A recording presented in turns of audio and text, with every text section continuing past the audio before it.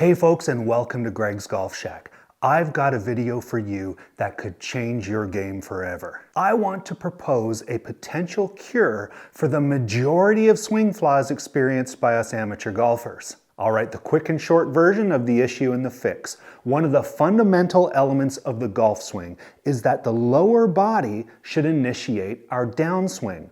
The problem is, many amateurs do not start their downswing, that initiation with the lower body, soon enough. So what I propose is once you get halfway back in your backswing, start rotating that lower body towards the target and begin your downswing. That will give you a nice coil, a nice momentum in the golf swing to be able to avoid a lot of issues that happen at the top of the back and get a nice whipping action through the ball.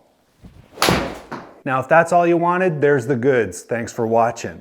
But for those of you who want to identify a little bit more and understand why this could be a problem, let's talk about it. Now, when I suggest that most amateurs might be turning back too far and too wide in their backswing, that's usually because we have this feeling that we want to generate distance and hit the ball as far as we can. And we think the further we go back, the more energy we can build up by the time we get to the ball. And it doesn't really happen that way. Now let's also consider this is a range of motion thing. We might all have different levels of flexibility. Make sure you operate within your range of motion and make sure you warm up and stretch a little bit before you do any golf drills or before you get out on the golf course. So what I'd like to demonstrate is when we turn back really deep, we're turning our torso back, we're turning our hips back, we're turning everything back so far that right now I'm turned back so far that I've got a full separation between my lower body and my upper body already. There's no way I can initiate a downswing with my lower body without hurting myself or snapping in half. Some of the issues that can arise with this is when we turn back so far and so wide, we get out of balance. Our weight shift gets misdistributed. We end up in a reverse pivot sometimes.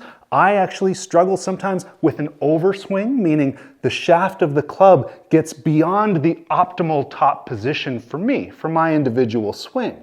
But it also, because we're in this point where everything is turned back and we can't initiate the downswing, what we end up doing is either turning our whole body together or we throw our arms over the top. It's the only way we can really get back to the ball. By having the feeling that once we get halfway through our backswing, we start initiating that lower body through to the target, it helps us limit how far we go back and we still have a really nice coil and unwinding into the golf ball. If you'll notice, if I go halfway back and start rotating my lower body to the target, I already have full separation here between my upper body and my lower body. Not only that, I'm in a state of momentum where I can start unwinding into the ball. I've got as much separation right there as I do right there. The only problem is I can't unwind from here. And there's no momentum because the entire engine of the golf swing has stalled out way up here. And I've got to start that engine all over again to try and get back to the ball. So with those thoughts in mind, let's look at a little drill that we can use to feel where our club is in our backswing. It's very hard to determine that when we're looking at the ball. And we can look in a mirror and we can look at a camera, but that's very different than when we're out on the course and we're trying to hit a ball. So we want to generate not the look of where our club head is, we want to generate a feeling of where our club head is in our golf swing. All right, now this tip is going to help us with an awareness of where our club head is in our backswing. What I'd like you to do is find a wall. It might be the outside of your house or garage. It might be your living room wall, but take a short club and make sure you're not going to stick it into the ceiling. You also might want to put a head cover on it because the club may touch the wall a little bit. So I've got an 8-iron here. It doesn't really matter which club you use. The longer the club, the more likely it is to touch the wall. I'd like you to take your setup position with your lead foot against the base of the wall. And what we're going to do is slowly take a backswing and see where our club head touches the wall. Now do it slowly at first. You don't want to hit that wall too hard. And it's likely going to happen sooner than you think in the swing. So take your setup, turn back, and feel where that touches. And what we'd like to do is do that a couple of times and have an awareness of what it is to keep the club short of that position. And when we combine it with that lower body rotation partway through our backswing, we'll notice that it's much easier to kind of restrict that club from going back too far. So we can sort of start getting that feeling of rotating the hips a little earlier. You notice my club isn't touching the wall there. Now, while we're in this position, just an extra little bonus tip for another issue. If you're working on something like forward shaft lean at impact, you can do the same sort of drill here and also work on getting your hands down to the wall before the club head.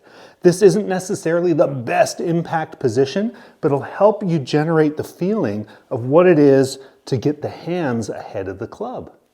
Little bonus tip. So with that drill, I often like to, just set up and kind of pump a few times and feel what it's like to get the club up to that shorter position and start unwinding my hips a little bit, my lower body into the ball. It just feels good to start doing that. And I feel like I'll be able to do that when I need to on the golf course. And once we've established that feeling, we can step up to a ball and don't let that fade away. Don't think, I've got to generate so much power up here. Just do exactly what we are doing. Generate that feeling where you know where the club head is and you're going to start unwinding a little bit sooner. It feels great. I really hope that tip works for you and changes your game. Let me know in the comments below. If you like this content, please like it, please subscribe, and we'll see you next time on Greg's Golf Shack.